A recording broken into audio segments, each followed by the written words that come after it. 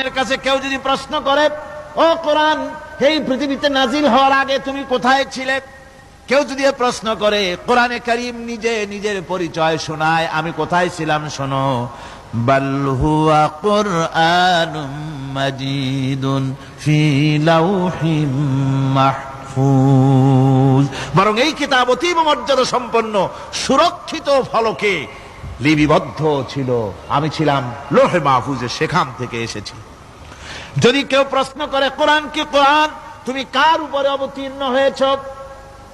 জবাব কোরআন নিজেই দেয়, ওয়া আমিনু বিমা নুজিলা আলা মুহাম্মাদ ওয়া হুয়াল হাক্কু মির রাব্বিহিম, ঈমান আনো সেই জিনিসের উপরে যেটা মুহাম্মদ সাল্লাল্লাহু আলাইহি ওয়াসাল্লামের উপর অবতীর্ণ হয়েছে।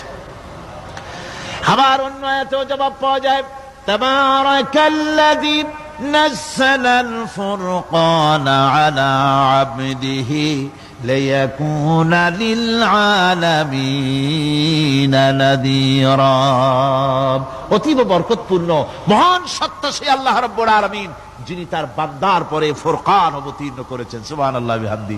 কোরআনের নাম আমি বলেছিলাম শুধু কোরআন নয়, অনেক নাম আছে। কোরআনের আরেক নাম ফুরকান। কোরআনের আরেক নাম কি? আল ফারকু বাইনাল হাক্কি ওয়াল বাতিল।